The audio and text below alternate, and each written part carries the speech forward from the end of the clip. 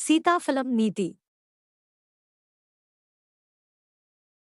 కృష్ణా నదీ తీరంలో ఆశ్రమాన్ని నిర్మించుకున్న ఆనంద మహర్షి కొంతమంది శిష్యులకు విద్యాబుద్ధులు నేర్పిస్తూ అక్కడే జీవనం సాగిస్తూ ఉండేవాడు.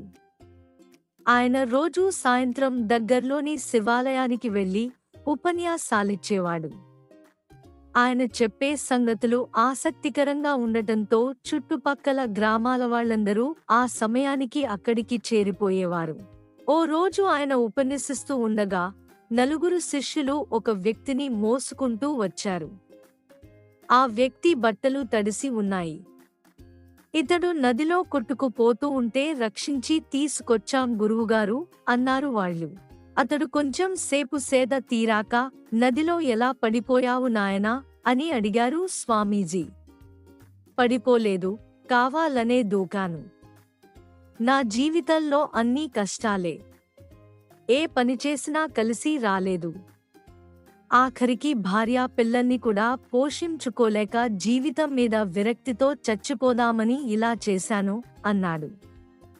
అంతా విన్న స్వామీజీ, సరే, బాగా నీరసంగా ఉన్నావు. ఈ పండు తిను అంటూ ఒక సీతాఫలాన్ని అందించారు. అతడు ఆవురావురంటూ ఆ పండును తినేశాడు. స్వామీజీ ప్రశాంతంగా అతడికేసి చూస్తూ, పండంతా తిన్నావు కాని గింజలు మాత్రం ఉమ్మేశావేం అని ప్రశ్నించారు. ఆ ప్రశ్న విన్న జనమంతా ఆశ్చర్యానికి లోనయ్యారు. ఆ వ్యక్తి మాత్రం పకాల్న నవ్వి, గింజలు తినడానికి పనికిరావుగా స్వామీ, అందుకే ఉమ్మేశాను అన్నాడు. మరి గింజలు అడ్డురాగానే తినడం మానేయలేకపోయావా అంటూ మరో ప్రశ్న వేశారు స్వామీజీ.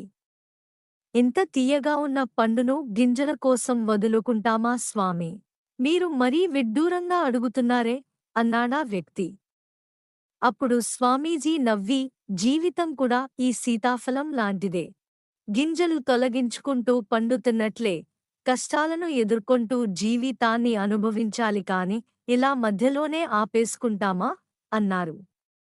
దానికా వ్యక్తి సిగ్గుపడి, నిజమే స్వామీ, ఇంకెప్పుడూ ఇలాంటి తెలివి తక్కువ పనిచేయను. కాయకష్టం చేసుకుని బతుకుతాను అన్నాడు.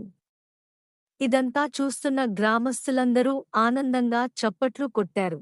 కథలో నీతి ఏమిటంటే, కష్టాలను ధైర్యంగా ఎదుర్కొని సమస్యలను తొలగించుకుంటూ జీవితాన్ని ఆనందంగా అనుభవించాలి.